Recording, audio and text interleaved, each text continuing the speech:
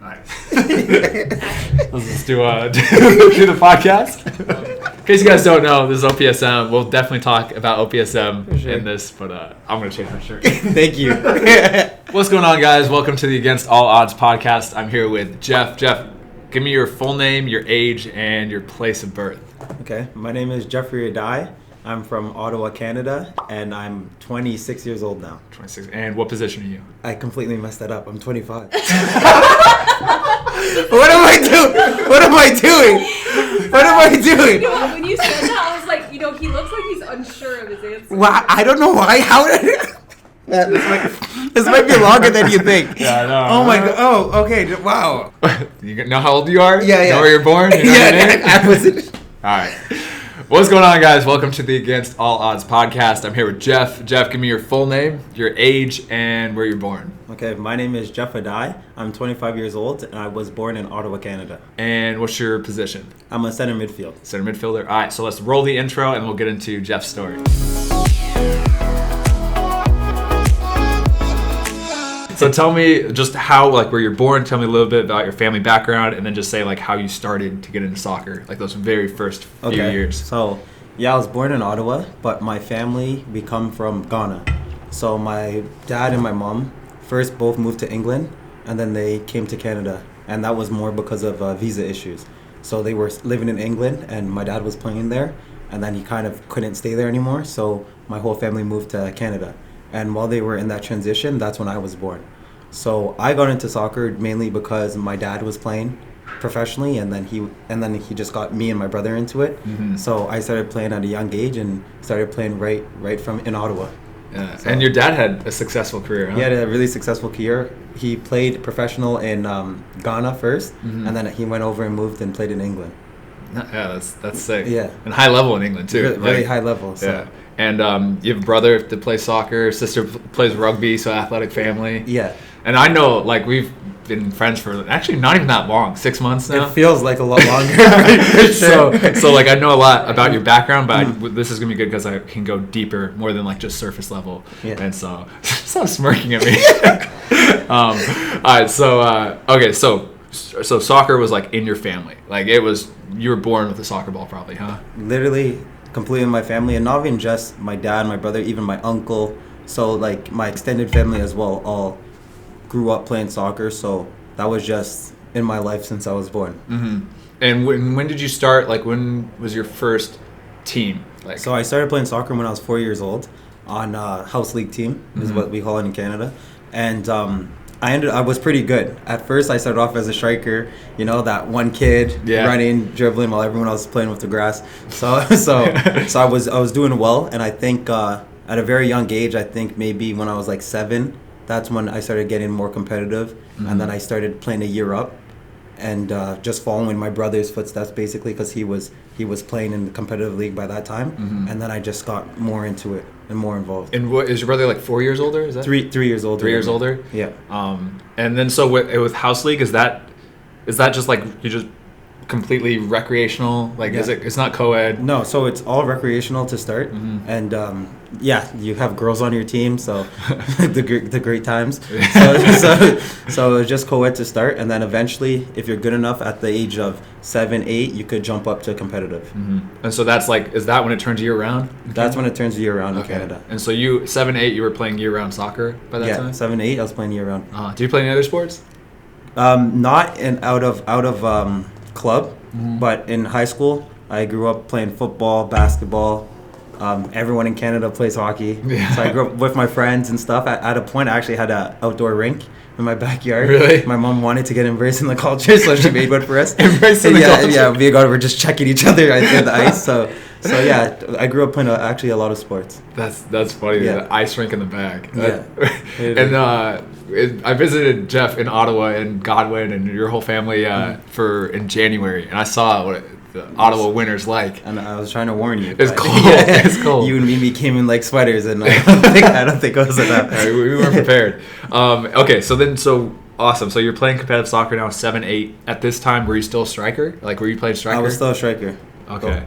And then how was your team? Were you one of the best teams in Ottawa? Yeah. So I was playing on a select team, and then from there I got basically recruited, scouted by the competitive teams. And then until 12, I was playing in my local area. And then I made a jump. The biggest jump I made probably when I was 13. I joined a team called Ottawa Self United. And that was a very strong team at that time. And at that time, we were ranked one of the highest in Ontario, competing all across, not just Canada, but in America as well. And we won like the Disney Showcase. We won Showcase in Dallas, Jefferson Cup. So the team was doing really well. And I was captain of that team. Okay. So that's when my career was really moving forward, and I was starting to see possibilities of university or going overseas at that time. So right around 13 is when it got really serious for me. That's sick. And like, how else was like your training? Like, were you just training with your team? Were you doing any extra training? No. So from the ages of 4 to 13, my dad would always do extra training with me and my brother. So at first it would be him with us, and would do all type of drills, all the stuff you're doing now. So he was doing it with us, and we would be always doing extra training. And then when we got to a certain age, my dad would push us to go ourselves. So I always had my brother compete with, and even if it was just one-on-one or just doing certain drills that we still do now before practice, stuff like that, I was doing it since then. Yeah. And I like how you said that too, like, it's the same drills that we do now. Yeah. Like, literally, and I try to tell that to a lot of people listening, like, I'm doing the same, maybe a few stuff I pick up from other people, but like the very basics of it, it's the same stuff I've been doing since I was 5, you know? 100%. And it's just like, you just increase the speed, the intensity a little bit. The quality is better now, and that's it. But you don't have to make it too complicated, you know? No, I do the most basic drills. I feel like when people are trying to be like, oh yeah, this is all you're doing, I don't think it has to be advanced at all. If you're just working on the little things and fine-tuning things, I think that's how you improve. And so were you training probably with the ball then, like, it was every day? Was it just like, how often? Yeah, so in the summers, every single day. The only thing that happens in Canada in the winter, there's nowhere to play unless you're indoors. So I'd only have to be able to play with my team. So this is when I'd probably do other sports like basketball and other sports like that, and it helped me because I got to learn different footsteps and stuff, and I think it helped me in my soccer abilities for sure. Because I was going to ask that. I was like, do you think players should do multiple sports at a young age, or do you think it should just be soccer? I think they can at a certain point, but at a certain point, I think you have to be totally dedicated to soccer, because there's certain things you learn when you're young that if you don't have it at that point, it really hurts you when you get older. Yeah, I think. Yeah, no, I agree. And even like, you know, like in basketball, I can give and go. Like I learned to give and go in basketball before I learned to 1-2 pass in soccer. Yeah, for sure. So but stuff then, like that. Yeah, it translates over. Yeah. So you had a very successful from like 12, or like even from like 8, 9 up till 17, successful year after year after year. Yeah, so we were winning everything. We were Disney Cup's big too. Yeah, Disney Cup was huge. So we were the first in Ottawa most of the years. And there was a few years we went undefeated and didn't lose a game, and we're being ranked. So a lot of, at that time, the big thing was to get recruited and go to school in America. And our team was actually getting noticed well, and that doesn't really happen a lot from teams in Ottawa at that point. Most recruiters go to Toronto at that time, and not even that much at that time. So it was really cool to have all these college coaches at our games. Why do you think your team was so good? We had a lot of good players, and they were my best friends, and we're still all best friends till now. That's cool. So did you go to? Were they like the same kids that went to middle school and high school, or is it different? No, so we were all from all across the city. And what happened when we were younger, when we were like 15, a few of the clubs in Ottawa joined all the best players. Oh, okay. So we all formed on this team. Some mega club. Yeah, exactly, and we were great. That's sick. That's good. And then so you went to high school. So high school, do you have it like where it's just high school soccer, like in America, like high school soccer? Exactly. We have like grade 9 to 12 is basically our high school. So we don't really have the split there. So that was our high school team. And my high school team was good too. Like we would win, but we'd have a bunch of football players on it, a bunch of basketball players on it, and we'd play against teams that have like real club players. But our team we had so much passion, so we actually won 1 year, and it was a big thing. So. Won it all, like in Ottawa? In Ottawa, so it was huge. That's cool. Yeah. So the level was a little bit lower than the club, like a lot lower, but it was still good experience. Good experience, 100%. How were your coaches like growing up, and high school coach and everything? Yeah, in a club where they were mainly my coaches, it was really good. So I think I had a good like upbringing in the academy I was in, because we also had a lot of coaches coming from overseas, but also the ones that were there in Ottawa, like Gordon McGregor, Russell Shaw, like the coaches I had when I was young were amazing, and they developed us really well. And same thing, like in those trainings, were they kind of similar to what we do today? Yeah, like, it's like literally all the stuff we do today, the passing sequences, the shape, the individual drills as well. Like we really did that since I was young, all the technical drills. So that's why I feel I have a good academy background, because sometimes when we do drills here, you see some players that are struggling in certain things, and I found that everywhere I was overseas. So I think my academy really helped prepare me for all this. That's good. And then so was your mindset at that time? I knew you said that you wanted like the goals to go play D1 or college in America even, but were you thinking at that time too, I'm going to be a pro? Yeah, I think once I was 16, I was really passionate about wanting to play professional. I didn't want to go to school necessarily, for sure.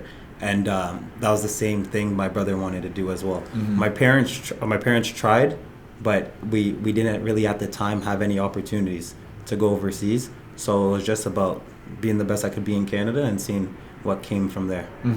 And so you focus on like the next step, but the end goal was always like be a pro. Exactly. So I knew, okay, maybe university has to be the next step for me to reach my goal. So that was my main target at the time. Do you think, this is a question I get a lot, like even personally, do you think it would have been better to go over to Europe right away at 18? Were you ready? Or do you think it was smart to go and try to play D1 in America? And this obviously you never know, but like... Yeah, like that's crazy. That's a good question. Yeah. I think it depends all on the environment you're going to go to in England or in Europe. So I think it's all about where you were going to go. Even I think there's programs you could go to first in North America that's great for you, and it prepares you even more, because maybe you're not ready, you're not at the speed, you need some things, you need more games. Yeah. But for me, I wish I could have had the opportunity, but I'm happy with what. But looking at your options at that age, it was smarter to go. Yeah, it was smart, 100%. Yeah, because that's like, I mean, for me at 18, I wasn't ready at all, not even close. I needed the 4 years. And then I see other people, like, they take the chance and go, but then sometimes even their opportunity, like what you said, they don't have the best setup, and it probably would be a better setup to stay here. Yeah. But I've seen it at the same time, I've seen players go over there and then get into playing in first division in Denmark and crazy stuff. No, I totally see that. And then the worst things happen too, because I know some people who thought they were good enough, and they went and they were really good. They had D1 scholarships, and they ended up going, didn't work out. Not just because of like on the field, because when you go, you're leaving your family. So off the field, it's a lot harder being in a different country, and then they come back and they don't even want to play anymore. Yeah, the environment's a lot different than playing college. A lot different. Yeah. So. What's your best advice for players that are making that decision? My best advice is to see your goals in steps, basically. So don't just shoot for, I want to play for Manchester United, so I need to be in England. I think you have to hit your targets and hit goals. So for me, it was like, okay, I need to go in a D1 program.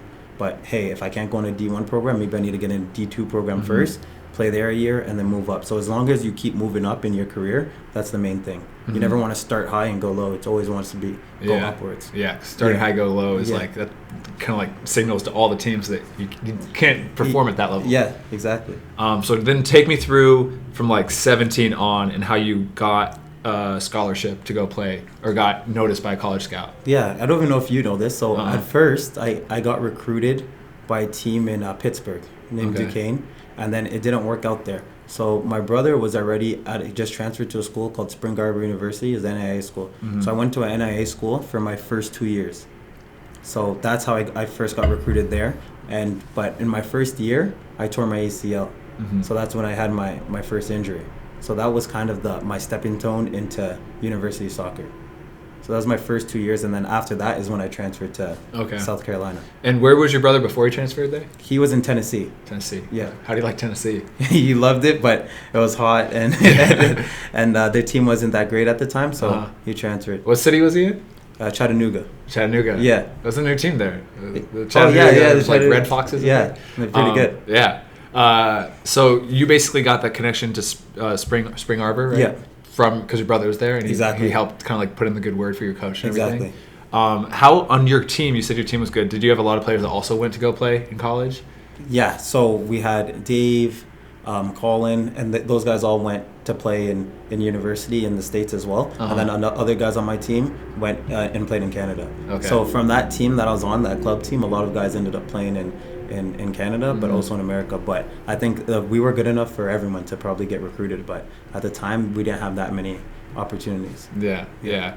Because that, I mean, we'll talk about it later, but that's what OPSM is like really trying to help. But yeah, we'll get to that once I like to go linear. Okay, no worries. My brain can't jump around. Yeah, no wor's. But yeah, OPSM's sick, honestly. Whatever. Okay, so you got your brother kind of help put in a good word with Spring Harbor. How did your brother get seen to go to Tennessee and everything? Yeah, so for him, it was the same thing, playing in showcase showcase tournaments. So like the Disney Cup and stuff like that. And then he got recruited by someone at one of the showcases. So that's why it's so good for clubs and for players to go to these tournaments, because that's where you're being evaluated. So even if you're not one of the better players on your team, there's no bias. You go, you perform. A lot of the times you get some emails or calls from college coaches. So that's what he did. He got recruited and then went there for 2 years, and then he transferred. Okay. So how was the 2 years at Spring Harbor? Yeah. You said the first year you tore your ACL. So the first year, preseason. Take me through that whole year. Okay, so I get there. The team just came off a very bad season, like winning like 2 games, something like that. But a bunch of guys just came in. So Gon was there, and he recruited other guys from Ottawa as well. So we had a few other guys from Ottawa, other guys we knew from around. So that's why I was comfortable going. I was really mad at this time because I wanted to go D1, but it just didn't work out with any schools with the scholarships. So I was going to NAIA, and I was upset at the time. So when I got there, I didn't have the best mindset, but I was like, okay, I need to perform. So I got there, and in preseason, I tore my ACL. So in preseason, I tore my ACL, lost that whole season, but the team ended up going to the finals and losing in the finals. So it was like, wow, I wish I could have been a part of that. Maybe I could have helped. Yeah. But it didn't work out. So then the following year, I go back to Spring Harbor. And at this time, I was like, my goal at first was I'm going to play 1 year and leave. But after I tore my ACL, I was like, I really want to prove something here. Yeah. So I come back fully recovered. And in preseason, we do really well. And we end up winning that year. We win our conference championship, and I scored the game-winning goal. In the finals, yeah. That's sick. So it was absolutely amazing. It's like horrible first year, and then my whole life changed the second year. Complete contrast. Yeah. From watching your team do well but lose to yeah.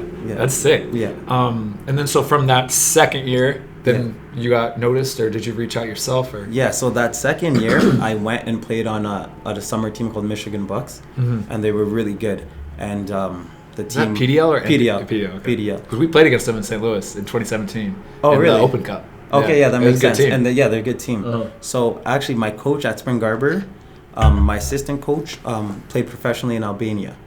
So I was going to leave school. So I actually did leave school for about half a year, and went to Albania and was playing there.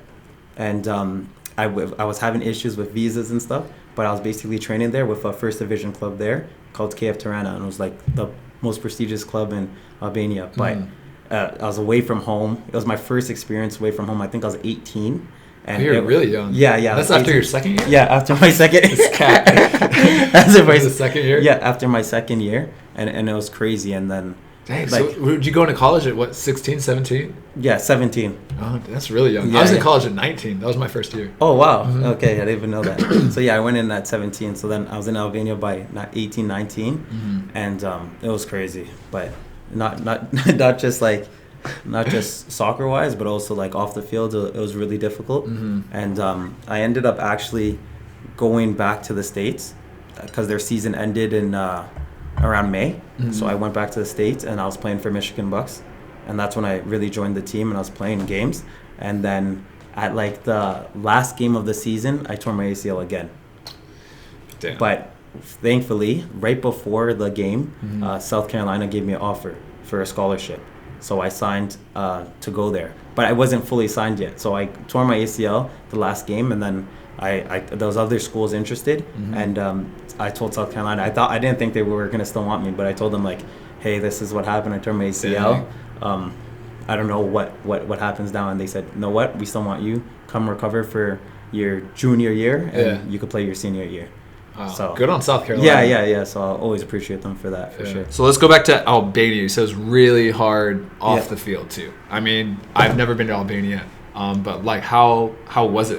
Because you were there for 6 months. So yeah, I was there, and it was great. The family I was staying with my coach's mom and dad, and they were amazing. I absolutely loved them. Their uncle or cousin owns a cafe, so I'd always be at the cafe watching soccer every single day. And they love it, football there. Like they absolutely adore it. So all of that was amazing, but the country was very racist actually. So like I remember one time, at that time I couldn't drive a manual, so I remember one time I took the bus to training. I get on the bus, the whole bus was staring at me. I was at the front, the whole bus was staring at me. I had glasses on, thankfully, but I was like sweating on the bus. I was like, what's going on here? So then I get off the bus. This is on my way to like one of the first trainings. So I get off the bus, I'm walking to the place. There's like these little kids walk past me. They're like, "Yo, what's up, nigga? What's up, nigga?" I was like, "Oh wow, where am I?" And then I finally get to practice, and I think there was like another black guy on the team at the time. But the guys were good. The guys on the team were good, but the environment, they weren't used to black people in that area at all. So like when I would be on the street and stuff, like people would just be staring. But some people weren't racist; they were just curious. But some people would definitely say slurs and say things. But that's crazy. Yeah. It is like, especially like, and this was 2016, 2015 or something? 2014. 2014. Like, this is like the 21st century. Yeah, exactly. And it was still going on. True. I mean, like, if you're from that city and you're just only surrounded by white people, I'm sure, like, you're probably curious, but still, it's pretty crazy. Yeah. Probably a lot different than, like, anything that you've probably grown up with in Canada. Yeah, in Canada, it's great. People are really nice there. So this was the first time I really experienced racism to that extent. So, it was good that you had a host family though. Yeah, it's like at least you had people to talk to, and they protected me, and they made it like I love Albania because of them. I love it because of them, because all I learned there, not only on the field but off the field, how to live on my own. I think it helped me so much in my life today. How was living, like, being that far from your family? Oh, it's crazy. Because at that time, there was no FaceTime and stuff. I think Skype was just the thing at that time. And it didn't work that well. The Wi-Fi wasn't that great there. So I remember I was so lonely at times, especially because I just came from university, being around my brother and on my team all the whole time. To go into a country where I absolutely can't speak the language at that time, and I'm just around a bunch of random people. Thankfully, I had that family there to really look after me, but it was really difficult. How was the trainings and everything, like the professional trainings versus college? So much better at that time. It was different. I came from a really good team and had a really good season, but these guys were professionals, and it was clear just the way that their attitude towards practice, towards training sessions, towards games. So it was like a whole different level.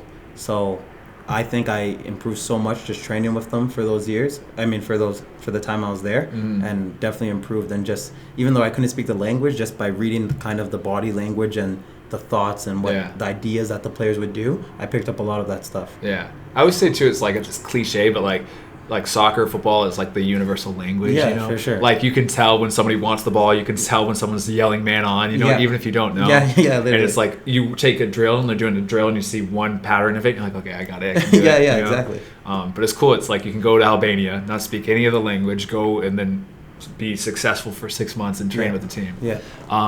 So after the 6 months, were you like, I'm going to go back to America for sure? Or, was there any idea that you wanted to stay there? I was supposed to come back. I had the option to come back and sign a professional contract with the team, so that I was looking to do that. But when I came and played in that PDL season, when I tore my ACL, I was like, okay, there was no way I was going to go back to Albania and not be able to play. So I had to pursue a university at that time. Okay, so your plan was like train with Michigan Bucks, play with them, and then go back to Albania. Exactly. Okay. I see. Yeah. How was tearing your ACL? I know I probably don't want to talk about it, but like, how was doing it? It was the same leg or the different leg? Different one. Okay, that's what I thought. Different leg. How was going through your mind when the second time when it happened? The second time when it happened, so I was playing Chicago Fire. They had a team, like a second team. So it happened there on the turf again. Like the first one was on the turf. So I didn't know right away, but the person said he didn't think it was torn. The athletic trainer at the time, and I couldn't even bend it, and I couldn't move, and I was like, nah, there's something wrong with this. So when I found out, I remember I was away from home again, because I was in Michigan during the summer, so I remember being devastated. But one thing is, I knew I still wanted to play, so it took me maybe a couple days to really, like, I was sad, but after that I was just thinking about, all right, I need to get recovery, I need surgery, I need to get back on the field. And one thing, like, I like obviously relate to it because I did the sports training on the left, come back, and then now sports training on the right. And then especially too, like, I have lots of people watching, and people don't know when you get older in the higher level, like, you do pick up a lot of injuries over your career. All the time. At that time, like, did you ever think you were injury prone? Like, this was like that you were never going to have a successful stint of playing healthy? Yeah, I was, at the time, I was really worried because I, at first, like, remember those club years, I was never getting injured. And then first year university, surgery. And I think it was the next year, another surgery. So I'm like, wow, I can't even get a break. I just played one season. ACL is not an easy. That's the most. That's like what is it? 9 to 12 months of rehab. 9 to 12 months of rehab. Yeah. And it's a full year to get back on the field. Yeah. Playing at your best, and even when you get back, you're like worried. I didn't end up wearing a brace because I was like, no, I want to do this. I want to be natural. I want to be able to perform the way I was before. So at first, it was killing me for sure. It was definitely hurt, but I think it was honestly one of the best things that could have happened in my life because the recovery process I learned through it. That's when I really got into individual training and doing extra stuff. Like, forced to. Yeah, I'm forced to. Yeah. So I think it made me learn how to improve on my own, starting to watch film. So I got better in different aspects that I wasn't good at. And I think I was able to improve even though I had the injury. Yeah. It's funny because I think the same thing about my sports training on the left and going down to New Zealand. Like at the time, devastating. But looking back on it, it's like it's I'm so proud of like how I approached it, how I got back and everything. So but that's tough. I think it's definitely great. I think it's something at this point to be proud of. Hey, I made it through this and I'm still playing. And everybody, if you look at the best pros, I mean, the best pros they're kind of like lucky with some injuries, but even them, they're riddled through their 15-year career of injuries throughout, and everybody has those like 2 or 3 year spans where you just get unlucky, or whatever. Yeah, it just happens to everyone. So. Yeah. So South Carolina, they stayed true to honoring like you coming in. How was going to there, and how was it going to the school and like being injured at the start? So it was crazy. So I remember my first day going in with crutches, and like the team had to pick me up from the airport. Some guys picked me up from the airport, and I didn't want to feel like a burden. Yeah. Like, oh, we have this guy recruited, he can't even help us this year. But the team honestly was great. The coaching staff was great. Everyone was really really good to me. So I remember going into South Carolina, so happy the way they treated me when I first got there. But what was hard was watching every single practice on the sideline. But thankfully, that school has amazing facilities, so the recovery was probably the best I had, and that's why I'm probably stronger now than I was before my surgeries. So I had great rehab process there with the physical therapist there, and then also I remember watching the games sucked. I remember going to all the games, watching the games sucked, but the school was amazing. I'm happy now. I was able to get a degree from there also. So it was good being able to do different things outside of soccer and just learning more about life, learning more about what I was into in school. And I think it helped me now as a person. Yeah, that's good. Were you there for 2 years? I was there for 2 years. So how was so the first year you rehabbed probably until like in the spring? Yeah, exactly. So rehabbed until the spring, played in the spring. And I was doing well, so I was like, wow, I could still do this. Yeah. So that gave me so much confidence in the summer. So I rehabbed, played in the PDL again that summer with KW United. Where's that? It's in Canada. Okay. So at that time, a lot of Toronto FC players, a lot of guys who are now playing professional in the CPL, the Canadian League, and the USL and MLS were on that team. So I had a really good summer with that team, and then we came back to South Carolina and started the season there. Okay. Dang.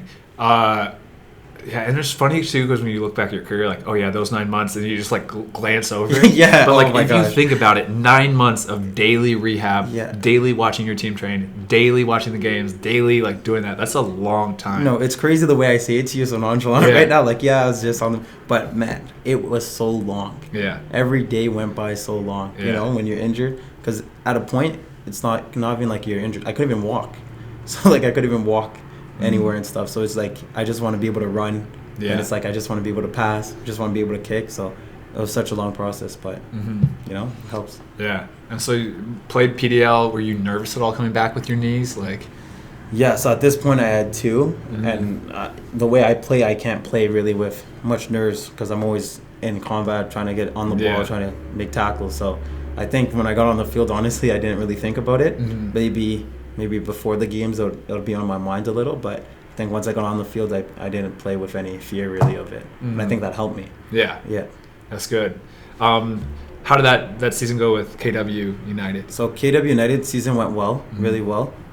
We lost in the playoffs at some point, but the team did well. And it was a successful season for the team, but also for myself. So. Yeah, I bet that's big, like coming back and playing again. Yeah, coming back playing. Yeah. Because it's like, I saw some Kobe Bryant quote on the injury when, Gordon Hayward, the basketball player. Yeah, from Boston. And he injured himself, and Kobe Bryant sent a message to him. Yeah. Did you read that? It's like, and it was about like you'll take the mini milestones of your injury, and then when you come back, you'll be so appreciative to walk, to jog, to run, to play. That you're gonna never take it for granted, basically. And they're like, it hit me. I'm like, yeah, dang. Like even now, like when I come back and I'm healthy, and we're doing cardio, we're doing fitness, on the field. I'm like in my head, I'm so thankful I can even do this fitness, And so then I'm like buzzing. Yeah, and it's a complete different approach after that. Because even when you're on the sideline, you're even wishing that you could do the fitness and suffer out there. You know? No, and that's a good point because you really experience that. And even now, know how you're injured now? Like, that's why I'm always talking to you now because I feel for you. Because I know exactly how you feel. And especially because you had surgery, I know exactly how you feel now that being injured. So all my teammates now, I feel I'm a better teammate now because I've been through these surgeries. Because so when guys are injured, sometimes they feel left out.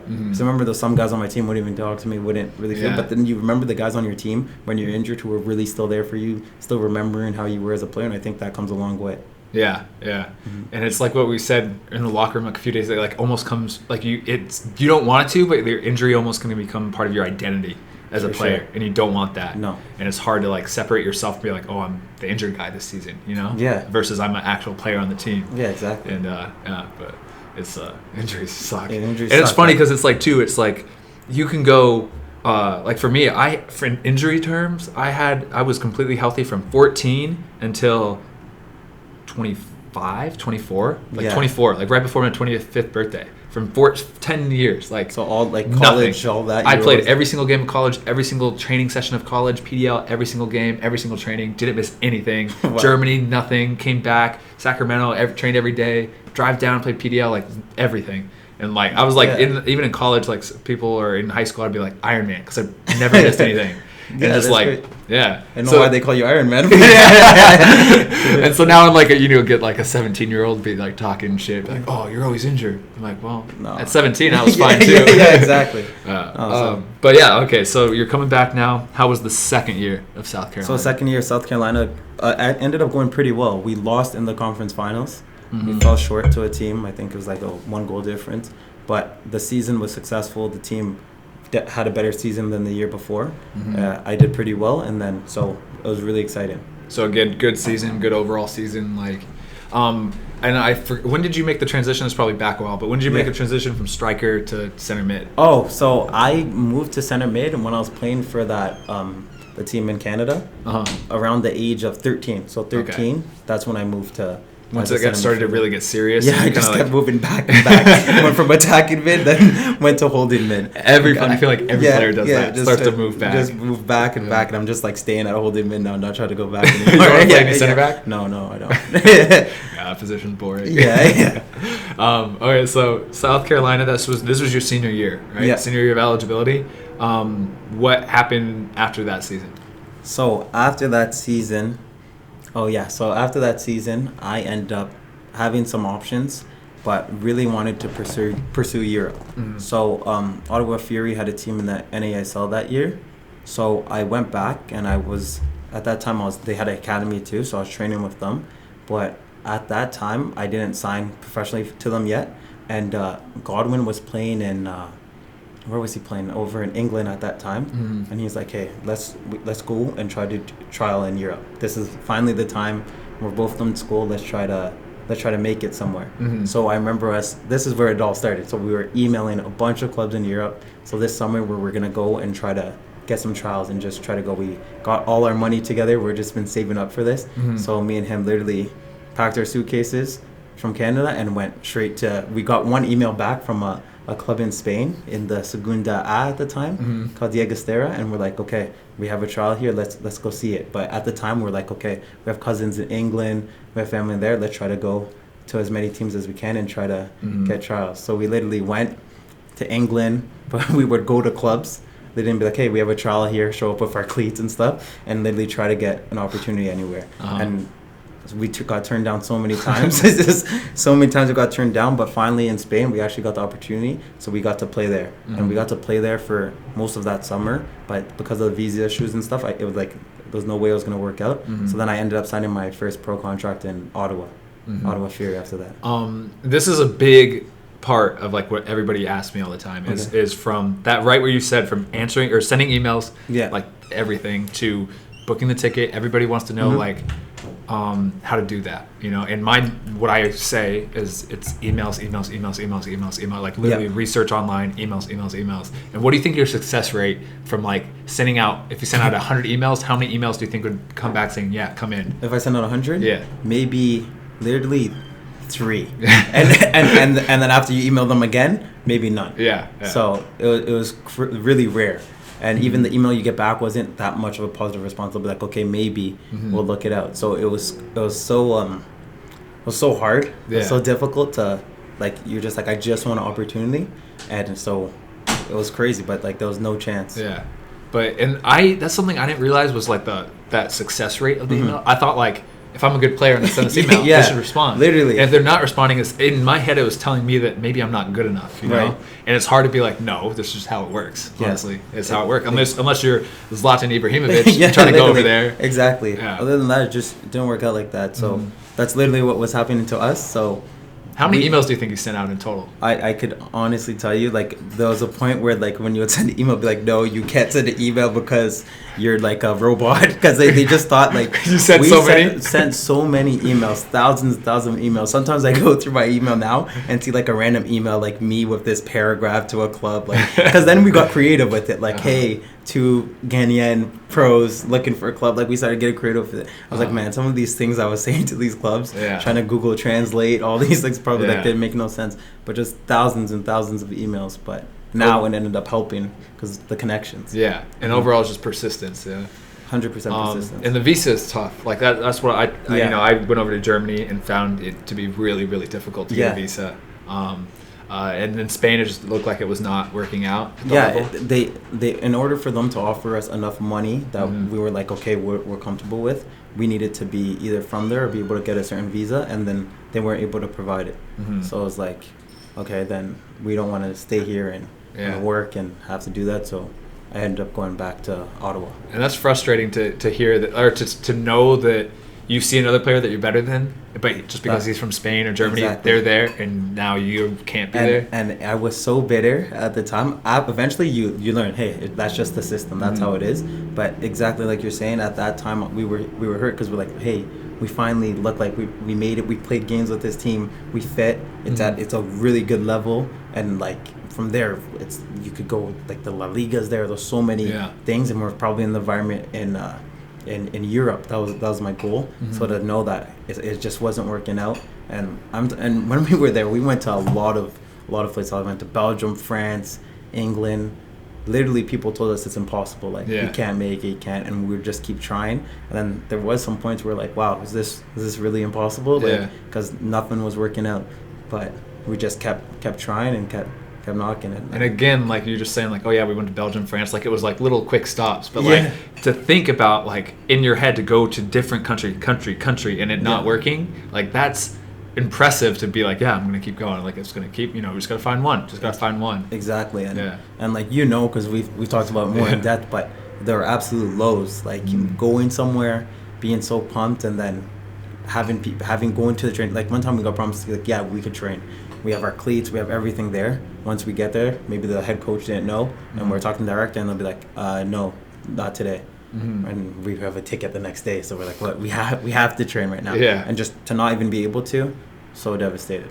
So and then how was when you were training in Spain, how was the level? Like, you played at this time in Albania before, you played in other countries. Did you fit right in? Like, were you having fun? It was a complete different style of play, but the team we were on kind of suited how we were playing and the position I was playing there, and also gone. But it was very good level. I think the players were really good, and that's why we were excited, because we're like, they're amazing and we're fitting in. Yeah. So that's why we wanted to stay so bad. So when it didn't work out, it was like, I don't know what I'm gonna do next. Yeah, because you feel you're like, finally, I got it. Literally. It didn't work out. Same thing in 4th Division in Germany with my 4th Division team, SC Teutonia Watson-Born. Same thing. Found a team finally. They had money. They had everything set. I've been in the system. The coach loved me, doing well. Said I'm going to offer me the contract, everything. And then I was supposed to come in on Sunday. Didn't hear until Monday. We can't give you the contract. I was like, man, I don't know what's worse than that. Just back memories, like, wow. You remember how low you felt over there. Yeah. And how many teams do you think you went on, like, trained with over that time? So we're probably there for a good month and a half. And probably trained with the team like 4 times. So out of all those places we're going to, it was that hard to get training. So most of the training we ended up doing while we're doing all these trips in Europe was with ourselves. Just at a random field? Just improving ourselves, like, hey, something's going to come up, someone's going to come up. But the time in Spain was really good, but with the other countries, it just wasn't working out.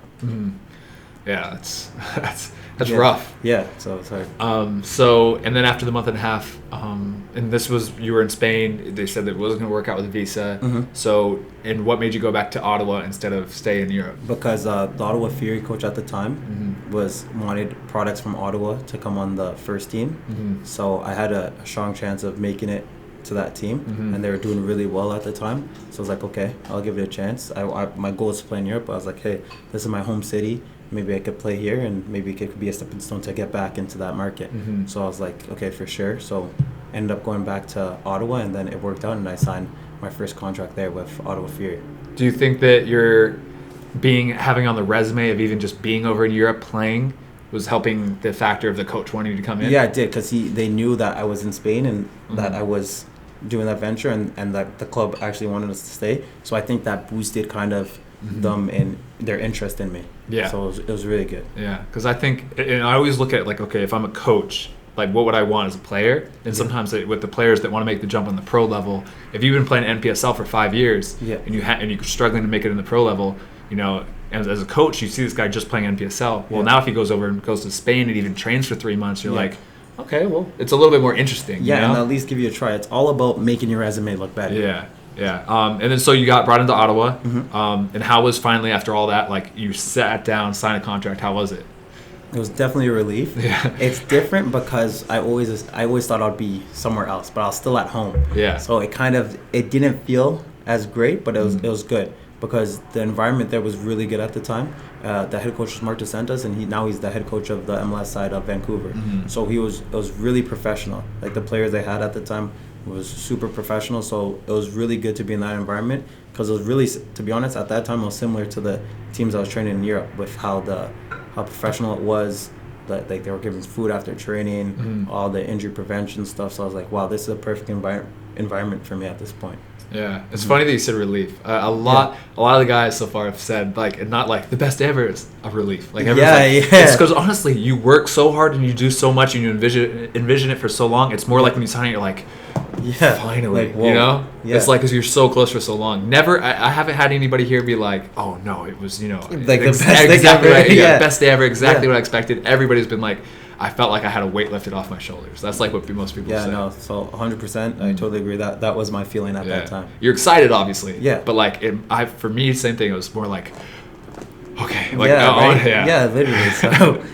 And then how was, you talk a little bit about it, but how did that season go? So then what year is this now? Is this like 2016, 2017? 2016 at this point. I'm good. Yeah, you're good. I might be lying, but no, I'm pretty sure it's 2016. It's just 2018 last year. Okay, so how was 2016 with Ottawa Fury? Yeah, so I joined because I was in Europe, so I joined at the end of the season. Okay. So it's like playoffs at that time. So I was more just, okay, good. I'm part of it. I'm getting into the system. Got to travel a few times with the team, so it was really good. Team ends up going to the NASL finals. Coach brings me and a couple other academy products. So it was big, and it was big to put on my resume. They end up losing to New York Cosmos, the team, and it was Raul's last game. I remember seeing him and Marco Senna, so it was a huge thing. Wow. So that was great. And what was big was that year, the Team Canada captain, Julian de Guzman, was on our team. And he was captain of Canada, well-respected in Canada, and he played in the Bundesliga, played in La Liga. So I was playing his position, so I never got opportunity, but because of him, that's how I got into Germany. So he was the one who connected me and got me to Germany. So after that season, I went right to Germany. Okay. Like immediately after the season ended? Yeah, immediately after the season ended, he's like, okay, I want to help you. And he connected me to an agent there, Victor, and then Victor was the one who was able to place me to a club in Germany. Isn't it funny how, like, you go even to a club where sometimes you, even though it's not successful in the terms of how you play, but you prove yourself to the right people, then the connections open up. I would never have known that going to Ottawa Fury, like captain of Canada, is going to be the one to give me my next job. You know who did that for me? Who? Ivan Mirkovic. Oh, yeah. Multiple times. Like, literally, I trained with him the first time was at Sacramento Republic. Same thing. Trained. I was second string, third string right back, behind. Never saw I saw the field once in one exhibition game. Wow. But then when Ivan was at OC Blues, he was like, they needed a right back. And he's like, he knew a couple right backs. And I was like the second one that he like called. And I was like, yeah, I can come. I just finished up in Germany. And because it's like, you go in, you show other people you're a pro. Good things happen, Like 100%. Everybody's watching you all the time. All the time, like and that's why they always say you never know who's watching. Yeah, and that's not always a scout. It could be a person, a friend. It could be a teammate. So, totally agree with that. And so that year too, was that the year was like was Zoom on that team? Zoom was on that team, and then I think he was on that team too, and then he just left to go to Vancouver Academy. Okay. So he left before me. Was Anthony there as well? Anthony was on that team as well. And then Anthony, at that time, when I was in Europe, I was with Anthony in France. That's what he said, Anthony was in France. So I remember, Anthony, that was just being going with Anthony. I remember going with Anthony to a few clubs in France. And that was one of the clubs we trained with there. And that's where they told us, like, at this time, during the transfer window, it's impossible. You'll never be pro. Like, this guy killed us. And he said it all in French. Yeah, coach. And he said it all in French, so it was even worse. So I remember that. But, yeah, that's where Anthony was. But me and Anthony met at Ottawa Fury as well. Yeah, because it's funny because it's like Anthony, if you guys are watching this, Zoom is a guy that is now playing for Halifax. Yeah. And I met him when I came up this last winter to help with the combine. And then Anthony he was on the podcast already. And his story, it's funny to see the stories and hear everybody's life and how they intersect a little bit. Crazy, actually. Yeah, like even when AJ was here, like I've met AJ in the PDL at college at 3 times now in the pro level. So it's like our stories have like intersect and then go away and then come back together. Amazing, man. It's really cool to see. And the soccer world's so small. Yeah. So. But yeah, when you were in France back before with Anthony, you just knew he was another guy from Ottawa over in Europe trying to do the similar thing, and so you guys linked up. Right before I came, we were playing with each other at Ottawa Fury, and he left. I think after me, I left to Europe first, but I was in England and Spain at the time, and then he came later to France. So I remember him and another player we know. They were like struggling at them, like, hey, like there might be an opportunity here, you guys should come here, like help. So I remember we went, and then we were all together, and that's where we got so close, like literally like brothers now. So how long were you together there for? I think it was like 2 weeks that we were in France together. But it's different when it's 2 weeks over in a different country together. Yeah, that's what I said. I think it was 2 weeks. I felt like it was 2 years. But it was literally 2 weeks. But the days were so long because we were going to clubs. Like we're going like 5 clubs a day. Yeah. All over. So. Even for us, I was like, when I'm like, we've known each other for a long time, like 6 months. Oh man, I can't believe that. Like, I can't believe that stuff. Yeah, it's funny how you bond so close over this stuff. Yeah. Okay, and then so where we just finished. Now you were going over to Germany. Going over to Germany. From the captain of Team Canada, kind of like helped you out. So, how was that? And when you left right after the season, this is October of like 20,000 or 20,000, 2016. So this is October. This is October. So right after the season. How was that going over to Germany? Honestly, it definitely changed my life, changed my career. So go over to Germany, and if you have someone like that referring you, it's really good. So ended up going to a pretty prestigious club there. We're playing there. The club normally played in Regionalliga and stuff. I know they won a Bundesliga title before, so the club had really nice facilities, amazing players that played first division, second division, all over. So I was like really excited to go there. But when I went, it was like I needed to trial first. I remember. So I ended up going, did the trial, and then I'm really well. So they signed me right there, and I think I got the chance actually to go back to Canada first, Uh-huh. and then I came back to start the second season with them. Okay. Mm-hmm. So second season, so you waited all the way for like another 6 months until you went back? Yeah, Or- because when I the went, second season, the second part of the season. No, literally the next season. Oh, okay. So when I went, I went for a certain time period, and then they were ready full. So then I went back to Canada, and then I was joining them the next season with the coach. Got it. Yeah. And this was Mannheim, right? This is Mannheim. Yeah.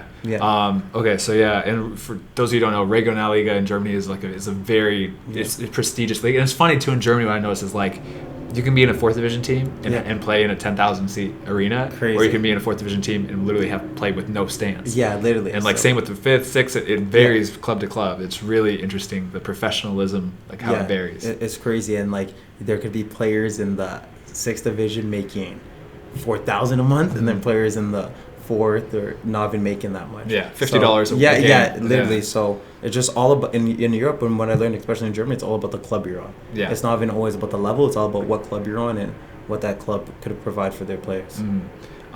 So you went back then. So did you just go back to Ottawa and kind of like over the winter and train? And so it's perfect. Like I knew I had the contract, so I was back in Ottawa. So training's different at that time. You know, when you know where you're gonna go, it's easier to train.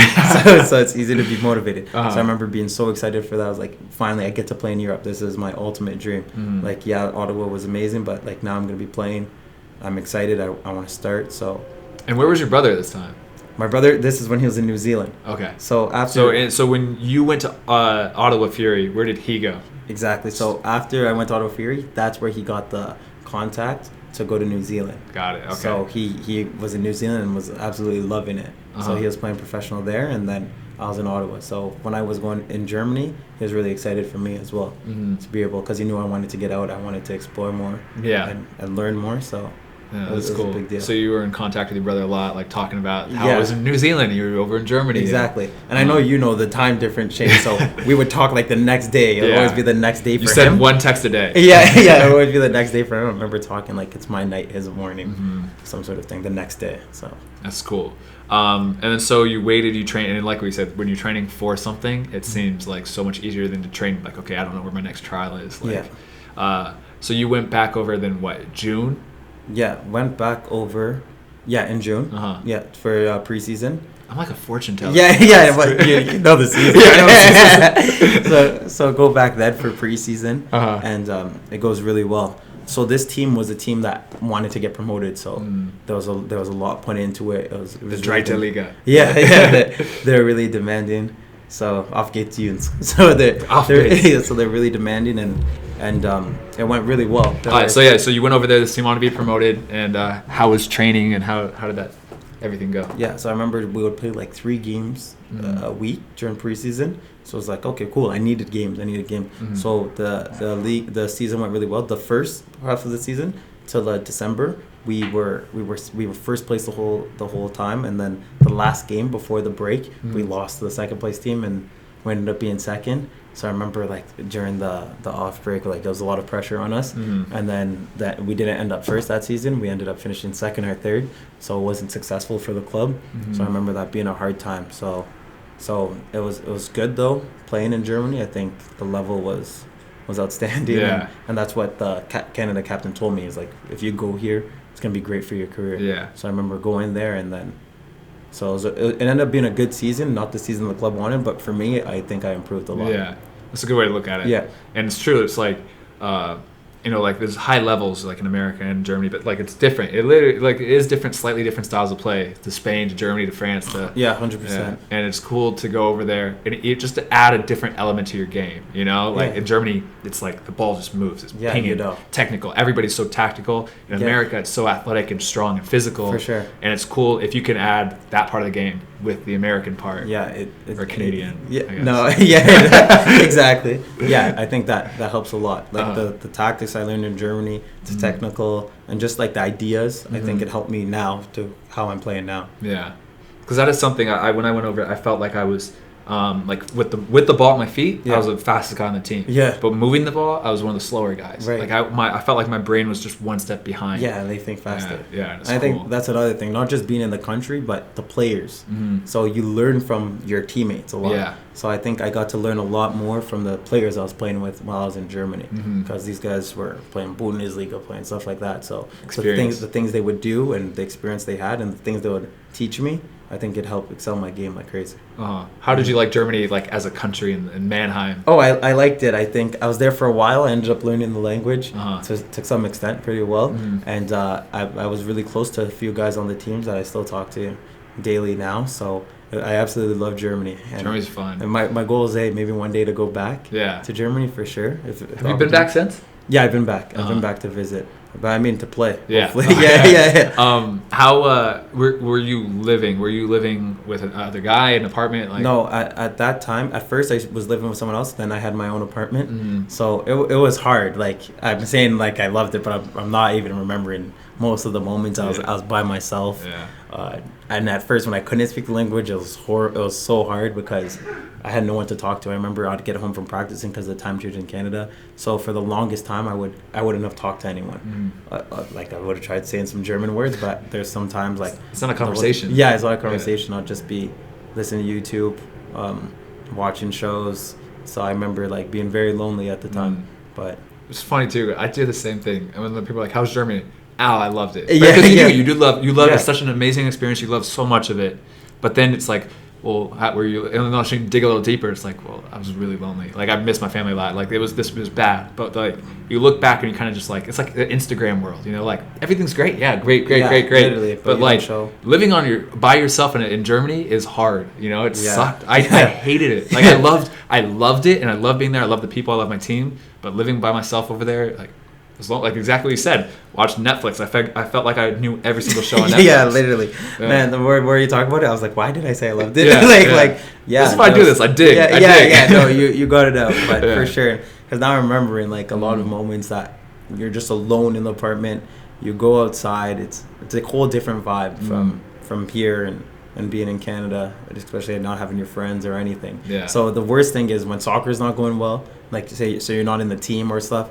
Everything's horrible. When the soccer was going well, I think I was like fine, I was happy. But those times where it wasn't going well, maybe I wasn't starting, and that's when I think I struggled the most. But I think all those obstacles and kind of those situations that I dealt with then helps you now and helped me the next year as a player. Yeah, definitely.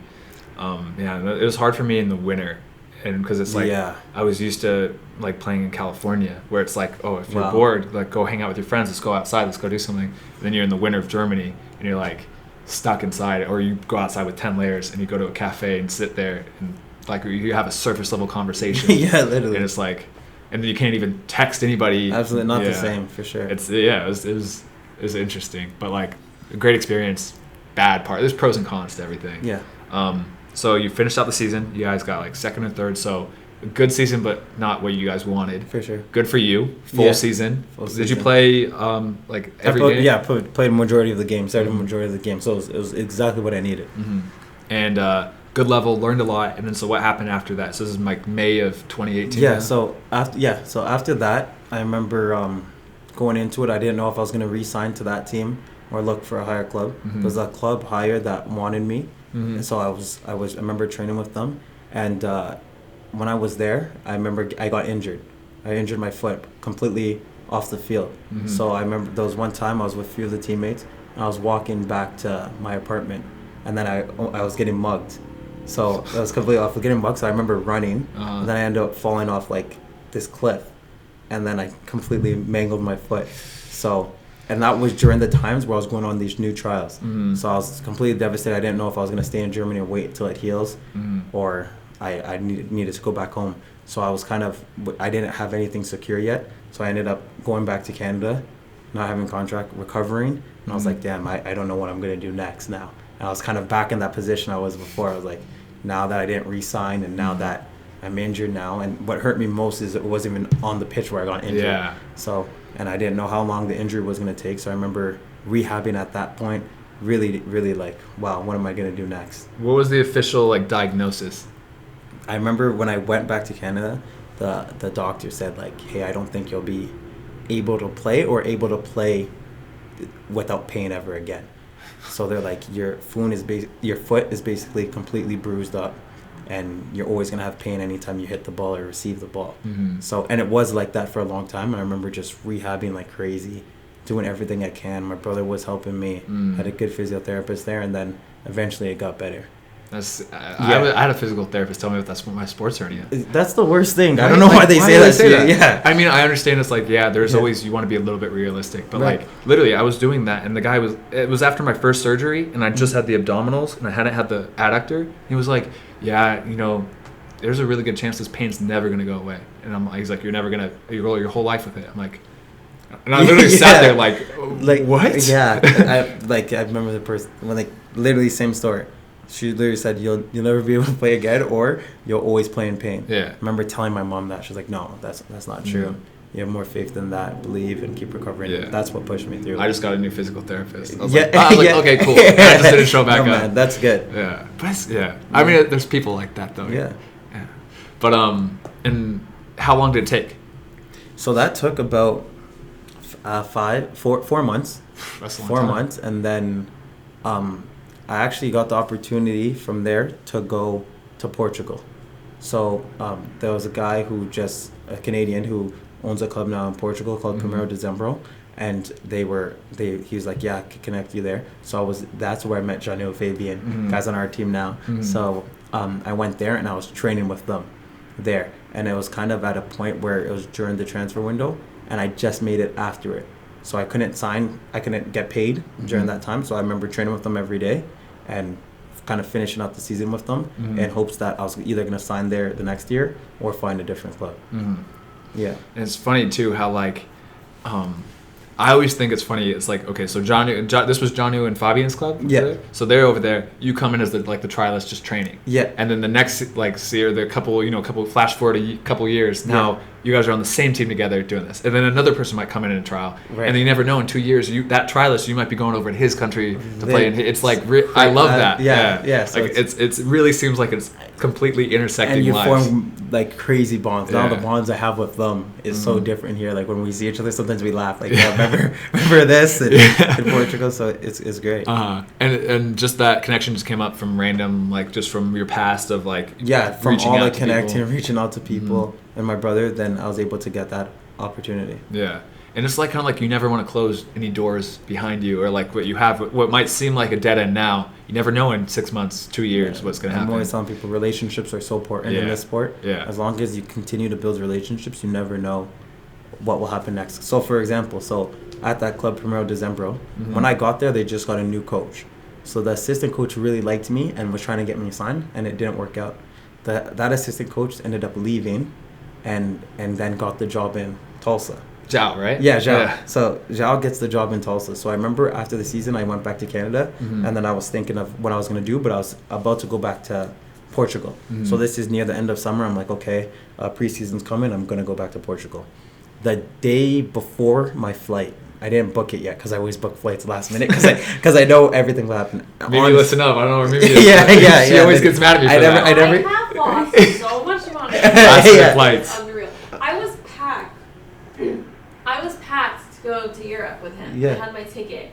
And my suitcase is packed, and he calls me and tells me that I can't come anymore because he's flying back. Oh my god. To Orange County. A trial in Orange County. What do you want me to do? Yeah. Who would want to spend their summer in Italy and Germany? Oh my god. That's so devastating. I felt bad. I felt really bad. Sorry, memes. I waited till last minute to tell her because I was like, I didn't know if the trial in Orange County was going to work out. And all of a sudden it was like, yeah, confirmed. And I was like, I was so happy I had a trial in the USL. Yeah. You know? And then at the same time, I was like, Mimi, you remember that 2-week vacation in Italy and the Amalfi Coast and everything we're going to do? Cancel it. I'm coming to Orange County. Oh my gosh. Mimi is like, damn. So Mimi's a trooper. Yeah, literally. But yeah, so, okay, so Zhao was like, last minute, if you were just about to leave to Portugal again. Yeah, so then I get a Facebook message from Mike Neeson, our head coach now. He's like, hey, Zhao told me about me. We're looking for a holding midfielder. Could you come in? So I'm like, what? And this is like US. I didn't know much about USL at this time. I'm like, I'm all focused Europe. Like, I'm just playing Europe. Yeah. Portugal doesn't work out. I was talking to some clubs in Germany. I'm like, that's where I'm going. So I remember looking into the USL with my brother, looking into the club, and Zhao was big because I really had a good connection with them. So he's like, yeah, come. So I was like, all right, I'm going to go. So I remember coming to Tulsa, ended up going well. They liked me, ended up signing. But because of visa issues again, I couldn't play. I couldn't play till the end of the season. That's where we met. Yeah, that's when I came in. Like, I think that week or the week after. Yeah, you came in like two weeks after. Yeah, because I think I just came in and you had just found out that you could not play. Yeah, because your visa, your application to get the visa was like submitted 2 days late or something. No, a day late. A day late. So I was there with the frustration. Yeah. But how long? Let's back up to how long did you train with Fabian and Johnny in Portugal? So that was probably I was in Portugal probably for 4 months. Okay. So Kevin playing official matches there for 4 months. So I was used to that. I've been so used in my career really not being able to play, whether it's through injury or whether it's through visa issues and it's just timing. So at that point I was like, man, I need to be playing at my age. I need to be playing. Yeah. I was 24. I was like, I feel like I'm good. I'm energetic. I'm in my prime years coming up. So I wanted to be playing so bad, but just could train, just could do stuff on my own. So I think what was good is I just made sure I was improving.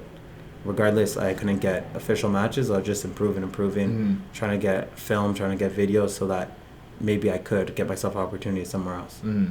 Yeah. And how did you? Because it's like, how long can you stay there before you have to get kicked out? Because were you on a tourist visa or something? Yeah, I still had my visa from Germany, but now I was in Portugal, so it wasn't working out, and it could only stay for 3 months. At the time, I thought 6. So honestly, I was there past I was over. So this can't get out too much. I don't think anybody in the visa office of Portugal watches. Okay, if they do, his name's Jeffrey Addai. He lives in Austin. But yeah, I was like, I heard 4 months. I'm like, wait. You're getting caught here. And so in Germany they could get you the visa with the 4th division. Yeah, I got the visa. Was it working permit? Working visa.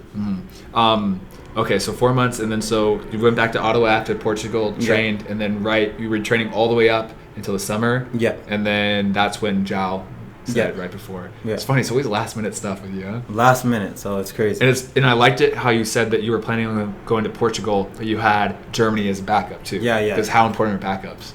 So important, because it's not. It doesn't always work out. It hardly ever works out the way you think it's gonna work out. So I had all these other opportunities in place, so that if it didn't work out, I had some other options. Yeah, like even this last offseason, I obviously trained with Tulsa. I had that as that was my goal to come back in the USL, play for Tulsa. But honestly, I think backup teams and backup even leagues and countries. You said Thailand was in there. I had I think about 8 or 9 different backups, and that was where it was people on my behalf were talking to other teams for me. And that was 8 or 9 wow. leagues. And I was like, I was not gonna let this one slip. Yeah, but you know, and luckily the first one worked out. But it could have obviously. I've been to the point where I've had 5 and all 5 fall through, and you're like, I thought I was good. Crazy, man. You go from I have so much I'm good to I have nothing now. Yeah. It's funny how fast I could shift, right? It's just fast, yeah. 2015 was a bad year. But the other way around too. It's funny how fast you can have nothing and then call from Zhao. Yeah, just instantly. You're crazy. Oh, okay. Yeah, USL, sure. Yeah. And then when did you start to learn more about the USL? And what was your impression? Because you've always been over in Europe. What did you think of the USL as a whole? So from before, I just started to see more coverage on it. So I was like, okay, it's looking good. It's definitely looking like it's improving. And then I think when I was here, that's when I really started to learn more about the league and more spotlight on the MLS as well. So this is a good target for me. Also being from Canada, it's a lot easier with the visa. It's a lot easier with the barriers, the language barriers, stuff like that. Yeah. So all right, I think at this point my goal is to be playing. So I think this is the best place for me to be at the time. So that's the conversation I had with my brother, and then that's why I thought this would be the best place for me to come to. And then, like we said, your visa application was submitted a day late. Yeah. So you couldn't play for the rest of that 2018 season. But that's when I came in. Like I said, with our lives intersecting. This is our first intersection. That's crazy, man. How long ago does this feel, though? It feels like 5 years ago. That's the thing. It honestly feels like 5 years ago. Like, imagine when you were like, you told me like you had the OPSM, and then you wanted to, like, you heard I had become elite, and like you wanted to talk, and we worked out when the team was away. Yeah, that's like, it. Remember the Tuscany Hills, like right over there. Yeah, it's cool. We're reminiscing like it's so long ago. yeah, literally. That was the first video I was in with you. Yeah, but again, it's like with the connections, and everything, like you just like, oh yeah, let's get a workout in. Like you approached me like, hey, I know you do work out a lot. Let's get a workout in while the team's gone. I was like, yeah, I'm down. And it's cool, like how like you build relationships, build like talking to people, and it just stuff like works out. You don't work out. Basically. And at this time, OPSM was, when did you start OPSM? We might have to back up. Oh wow, okay, so we started OPSM now 2 years ago. 2 years ago. So it was at the point where I came back from Portugal, or like right before I left to Portugal. That's when we started it.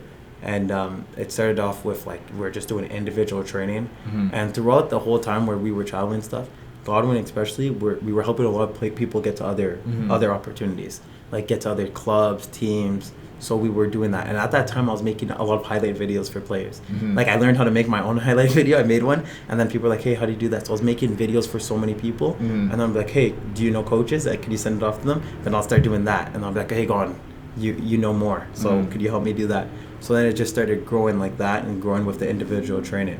So that's basically how the company kind of formed that summer. It's funny, like, it's like you can see in your past like what your kind of like purpose is in life almost. Yeah. And like even with like with when Godwin kind of put in the good word for you, obviously you're his brother, but like even that of like approaching the coach, because it takes you have to have some guts to be like, hey coach, here's my brother, I want he kind of like, that's so true. I haven't even looked at it. At what age is that? 18 for him? Yeah, he's already showing the agent kind of like mindset there. Exactly. Like that's, I have not even thought of it like that, but and I'm a deep thinker. Yeah, and at that time he brought like 5 guys on that team. Yeah, that's what you said. He was on the team. He was just a player. From Ottawa. That's what you said. You brought from Ottawa because you had a bad season. You want to improve it. Exactly. And right there, it's like, wow, that's a player agent. Yeah, literally. And so Godwin too, he just finished up in New Zealand, right? And so he wanted to stop his career and focus more on because he had the opportunity to go back, but he had an injury as well. So another person with another injury. So we noticed that this was picking up, and honestly, we're helping a lot of people, and it was growing. So it was like, my mom, I remember having the talk with them, like, do you want to keep playing, or like, but you can't keep doing this to the extent that you're doing it and helping as much people. So he's like, you know what, Jeff, as long as you're still playing, he's like, I'll live that through you, but I'll continue to build it, and you could continue to connect also while you're playing. Yeah, that's cool. And it's like even with Anthony, like over in France, like, oh yeah, you start to come together. Because Anthony, his podcast, he was like talking like, yeah, Jeff like really helped me out. Jeff and Godwin both were like older brothers to me, helped me out in France. Like they, they didn't have to do any of it, but they kind of like took me under their wing, helped me out. And it's like, it's like the same thing. It's and then everything's connected. It's crazy. Literally, it's so funny to say that. But when you start to talk about it and think about it, you see it. Yeah, when you break it down. Yeah, and especially when I'm hearing everybody else's story, like when I sit down with Fabian, I want to hear how his story intersects with yours. Literally. And his and John New. It's probably different stories too. So don't forget it. Yeah, for sure. So that's sick. And so OPSM, like if you could sum it up in like 2 sentences, a sentence, what would you call it? Yeah, basically it's a sports management company that helps athletes fulfill their dreams. So I see. It's like you practice that. Yeah, it's the motto. And it's doing really well. Like you guys have, I'll brag for you guys. You guys have like people, kids over in Portugal playing in high level academy teams, and you have like you're helping a super high success rate, getting kids into D1 colleges in Canada and America. You have combines now that you're doing, women's and men's. It's now expanded into dance and other sports, and like it's really growing, and like it's really really cool to see how fast it is, and like how. And like just like to see how professional it is already, And I think being in professional environments helped us keep it to that standard. And then the people that are on board with it, or the people represented in the company, like you, for example, with all you've done, become elite and stuff. Like we try to connect with people like you, people who not only are good soccer players, but have ambition in life to do more and to and not scared to start something on their own. Because like for you to become elite, no one's done that before you. You know what I mean? Shit, no one's done that. So those are the type of people we've always been connecting with, and to start something not from scratch is what we believe in, and like following your dreams, and even doing OPSM is still like that pursuit of playing pro soccer, because now we're just doing it for other people. Yeah. But still, like, we're trying to still find these opportunities. That's really cool. And my vlog for the Ottawa still is going to come out soon. Yeah, like, I'm still waiting for like it to come out together. Yeah. But like I'm really excited for that vlog. Like I'm like 50% done editing it. Yeah, that's it. Yeah. That'll be sweet. It's going to be really cool. I'm really excited to release that one, but I'm just waiting. But so now so now right before you left for Portugal, you started this idea of OPSM. You started it. Your brother kind of, after he was done with New Zealand, went back to Ottawa, kind of sat down and was like, I'll be here. Yeah. Jeff, you meet people, you do the connections, you continue to play. Yeah. I'll sit down. I'll be like the person who runs it from Ottawa. Yeah. It's expanding. You were training in Portugal. Come back to Ottawa. You probably helped when you were back in Ottawa together. Just growing it day by day. Yeah, every day here, emails, talking to coaches, talking to people, going now traveling a lot too. Like the network of coaches we have is a lot bigger. I remember the first time I came over to your apartment and you were like, I sat down, we talked for like 30-45 minutes and your phone went off like 20 times. Well, it's all right now. It's been killing my pocket. I was like, how many guys does this guy know? Yeah. None of my friends ever call me. No. Literally just always my phone that hurt with some relationships, but just so many people connecting with. Yeah. And what's good is like, on our team, how many of us went to university, how many of us played pro. So now that I'm playing, I'm able to talk, hey, like sometimes I was like, hey, can I get your university coach's number? So we're able to grow in that aspect as well, but also in a pro aspect now too. And it's like, it's all built on trust. Like you asked me for my coach at UC Davis, the head coach there. Yeah. And I'm like, yeah, you send good players. I've seen the players at your combine. Yeah, exactly. It's like, they're good. They're D1. Yeah. Davis would love to have those players. Yes, for sure. And then Dwayne, at UC Davis is like, oh yeah, I'm interested in this combine. I'm interested in these players. And it's like, but if it's like, if I went to that combine and I saw trash, I'd go to my coach like, So that's what I was saying, man. It's all about relationship building here. Like, it's as long as you maintain positive relationships and like are a man of your word, I feel like you could really be successful not only on the field but off the field in whatever you do. Yeah, definitely. So let's jump back to your career. So finished up the season we were there for another month or so in Tulsa.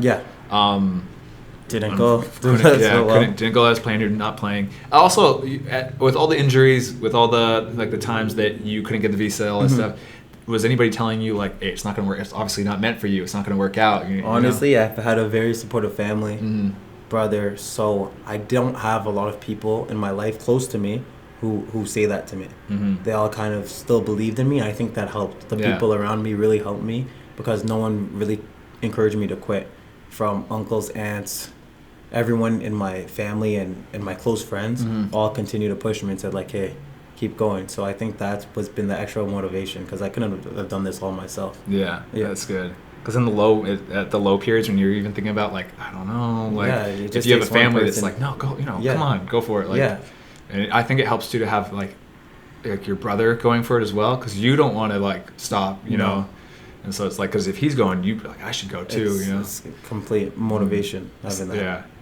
And then so after Tulsa, what was that off season like of last year? This is last year now. We're 2018 off season, so, October. And when did we leave? Yeah, so October we leave. So October 15th, I think, or 13th was my flight out. Okay, yeah. So after that, I did more OPSM work. So I went to Canada and I went to Portugal. So I was training in Portugal, but mostly working with the players that we had there from OPSM and helping them with their just everyday lives and connecting coaches and building more network. How many players have you sent over to Portugal? Now there's four guys there living there. And how many like in total over the whole course of OPSM that you sent over? Not just Portugal, like Germany, other countries too. There's just been at that age there's been like 10. But I think this summer there'll be a lot more because we have a lot more. Like we would go to open the doors, make new connections. So now we'll be able to make new connections. And all started with like one player taking over, Ryan, the one you met, Ryan Lindsay, and then it just grew and grew. So a lot more of the other guys. Now you saw Aiden there, Luke, Isaiah's there, Sam's there. All of these guys living in the house. So you see Lars is there. So that's cool. It's awesome. That's really cool. Yeah. So you went back to Ottawa, did more OPSM work, working every day with your sick new office now. Yeah. It was like, which you guys will see if I get the vlog up. Yeah. But it's really cool. It's really grown. And then how was like, what'd you do like after Portugal? Do you go back? How's your training like? December and everything? So then I knew I was like, I need a little break. So I did that stuff in Portugal. And then when I got back, it's like, okay, now it's time to focus on myself and the career. So would do the private training with Godwin, and then we had like an elite group of guys who were playing in college and professionals at Zoom, and a bunch of other guys in Ottawa who were really good. Hansley was there. So we all joined, and Godwin was training us, and we'll just train every single day morning, and I'll do some extra stuff on my own. And then leading up to that was a combine in January where you came, and then that was good. We got to get a training session together too. Yeah, like you'll see everything. Like I'm excited because it's like the video will be out. You'll see the elite group in the morning. You'll see the combine. Yeah, so cool. Then that's perfect that they actually get to see actually what we're talking about. So during that time of just training, getting the body right. Finally, at this point, I think you two were saying we had no injuries. I think you came off of yours, but I was feeling good. You're feeling good. So I was at this point, I was like, wow, I finally feel perfect. Like there's nothing wrong with me. My foot's good, my knees are good, because you had a sports hernia too. Yeah. Back in college. Yeah, that's the thing. This podcast could be 10 hours. Yeah, it could be 10 hours. And honestly, I'm forgetting so many things. But when you start to, I'm like, oh wow, I totally forgot that. Because you did the same exact surgery I had. Was it on the left or the right side? I had two. So I had one at my last game in South Carolina. After South Carolina, I remember I got one right before, and then I played for Ottawa Fury. So I had one there, and then before I went to Germany, I had another one. Both on the same side? Or? Different sides. Yeah. So you've had two ACLs and two hernias. Yeah. Jeez. And both sports hernias, did you get the same thing, the abdominal mesh and the adductor release? For me, I just had the mesh. Okay, both times? Yeah, both times.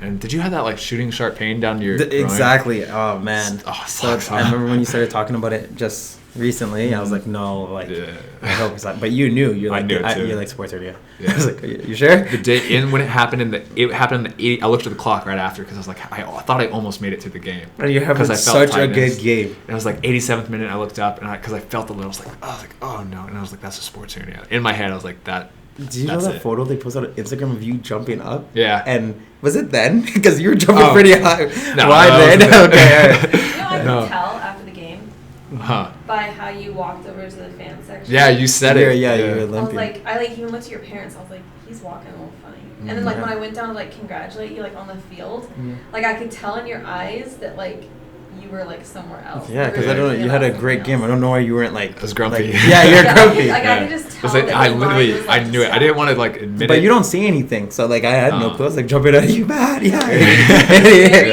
like quiet about it. Yeah, and I just because I knew I was like that's sports hernia. Like in my head, I was like I knew. The first time it happened in was it St. Louis? St. Louis. I was living with him, and I didn't know about it for like 2 months. Gosh. You just didn't say anything? It was like, I thought, I was told, at that time I had no idea what it was. So I thought it was actually just a strained groin. Like, you didn't tell me. Sports hernias suck. We had two. Yeah. But when I did my we're off tangent. Yeah. When I did my, just had the abdominal like mesh, my pain was still there on the left side. So like I went through 6 to 8 weeks of rehab. And I was like, the whole time, like, I still have the pain. Like, I still have the pain. They're like, no, just keep rehabbing.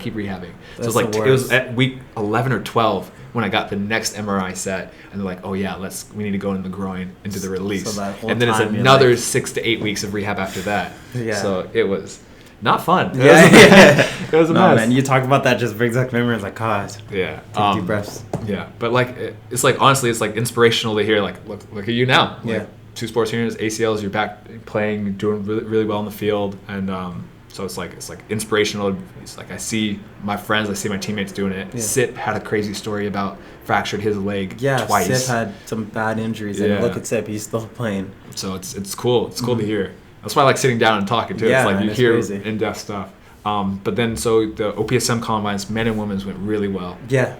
It was awesome, and then you came down. Obviously, people see later, but.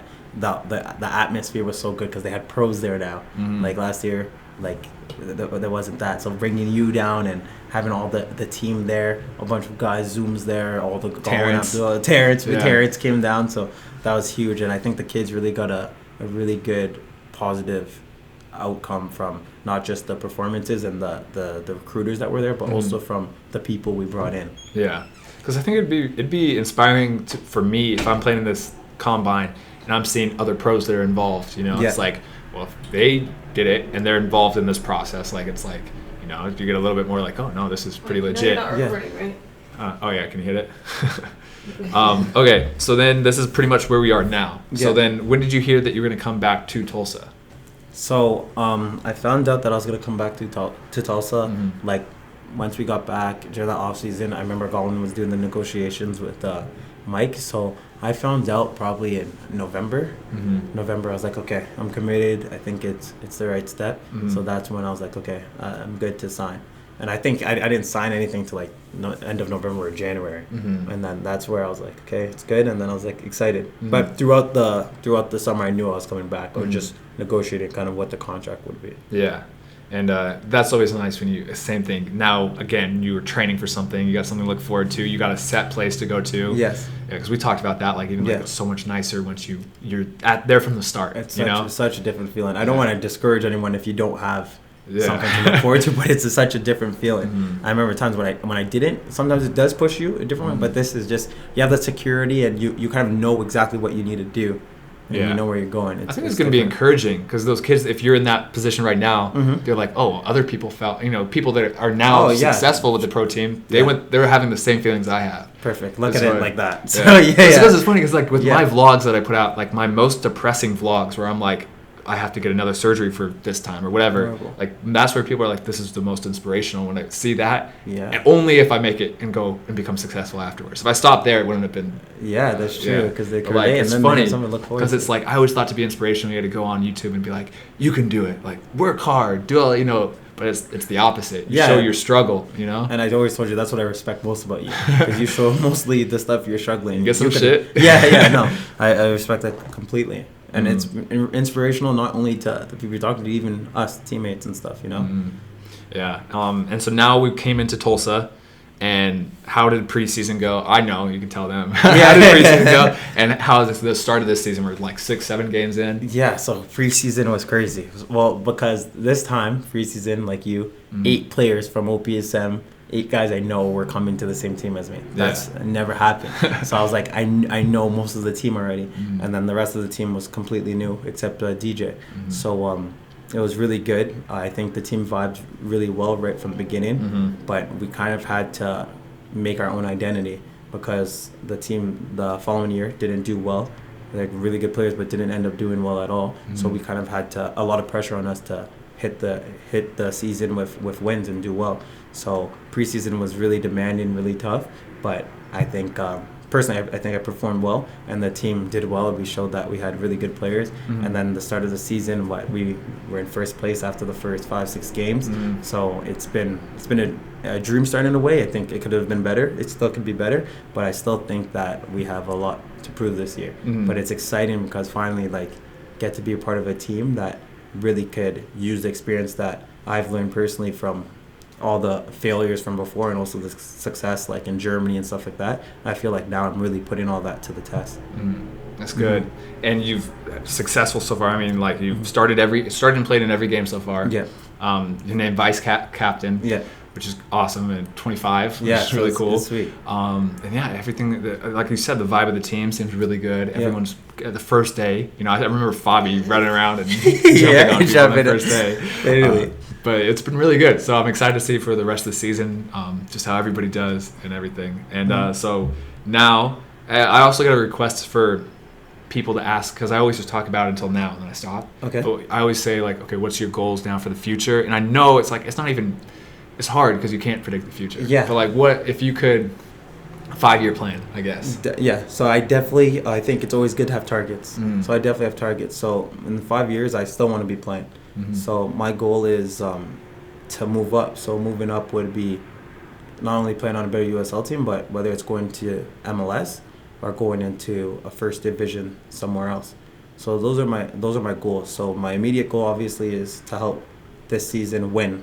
Get into play spot, and then from there try to win the season, and individually try to play at least 25-30 games and have strong performances. And then, you know, from there, it's so hard to predict, like, hey, could I get to this team, this team? But it's just about, for me, it's just about getting higher. I want to play in the first division, whether that's MLS, whether that's overseas, and continue to excel my career.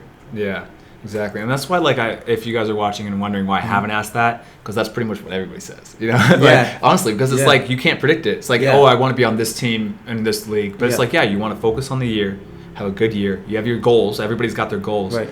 And then it's like you want to push higher in the next year. Yeah. But it's like it's people always would ask me, it's like, what's your plan? I'm like, I don't have a plan. I have goals, but I don't have like. And literally 10 years ago, I was the one asking, so what's your plan? I was doing that too. I didn't know. Yeah, and it's like every single year, if you guys have been following around, it's like every year, like you've said the same thing. Every year, you're like, I really don't know. You don't know where you're gonna be the next week. Yeah, you could have a signed contract and still not know what you're gonna do. Exactly, it's so unknown. And once the faster you can come to terms with that and be like, I don't know. I want to keep going higher. I have my goals, my immediate goals, but everything else is unknown. I think that helps a lot. Totally agree with that, for sure. Okay, and then so now I'm gonna ask, like, I have like 3 questions. I'll just ask at the end. What has been the absolute lowest part of your career? The point where you came the closest to quitting? These are hard questions, so take your time to answer and think about it. But I pretty much know. It's definitely when I tore my ACL the second time. Because the first time, I was still determined, and I was still young. But the second time, I thought, like, I just came off a really good year, and South Carolina wanted me now. Like, I had the chance to go back to Europe. So I think at that time, I was at my ultimate low. I was like, then you start asking yourself questions like, is this for me? Like, am I going to be able to recover again? There's so many thoughts that were happening in my head. And I think someone told me it's more important the talks you have with yourself. So I think at a point, I started having more positive talk, and that's when I was like, okay, I could overcome this. But that was definitely the lowest point in my career so far, and honestly in my life. So, that's tough. Yeah. ACL is serious. Yeah. What was the opposite? What was the best point? Like where you literally said every single thing I've done and gone through is worth it, you know? Yeah, I think there's a few. I think is definitely the time when I signed in Ottawa, time I signed in Germany. Not just signed, but the time I played. I think signing is one thing, but the first time you go on the field in Germany, that was my goal, playing in Europe. I think that was the ultimate high. And also even here, signing and playing in Tulsa for the first time is another high. And so now, like, that's my motivation. Like, I love those highs. I love playing. I love playing and competing. So that's what, I guess, at this point keeps pushing me to, I want more of those highs. Yeah. It's the same exact stuff I say.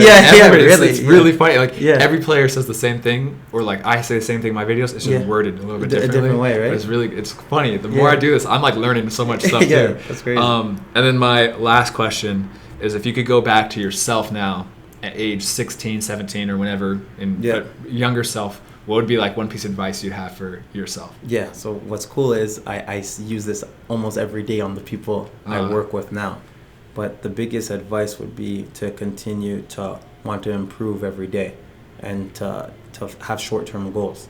So before, when I was younger, I was like, I need to play in England. I need to play in the Premier League.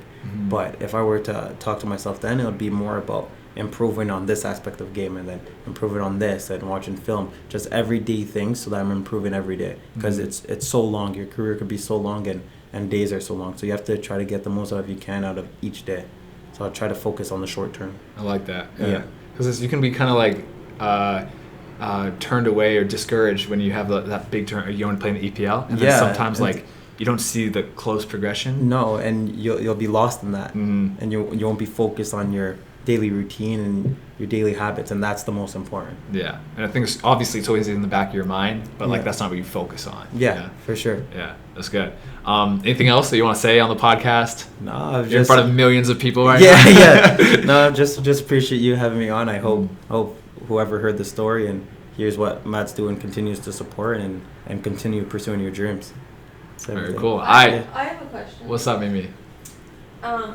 Is there any point in your career or like path to where you've gotten today that you wish you would have done differently? Let me repeat the question. Mimi, I don't know if they can hear it. Okay. Mimi asked if there's any point or path in his career that he wish he would have done or gone a different route or done differently. Yeah, I know for sure. There definitely is. I think the point where The point where I got injured in Germany, I wish like it didn't happen. Like I wish I was maybe because I was out that night. So I wish like, maybe I wasn't out. Maybe it wouldn't have happened. But like I could have said that about everything. So I think that's one thing I regret because I never knew what could have happened after that. But other than that, I think whatever happens, you just have to work it out. How many times do you replay that in your head? Oh, all the time. That year, all the time. It's the worst. The replays. Worst. All right. Well, this is Jeff Addai. Again, OPSM, his links, everything will be in the description as always in the comment section. So go check him out. Follow the journey. Jeff, thanks for coming on the podcast. Appreciate it. Yeah, and we'll see you guys in the next one. Peace. Take care, guys.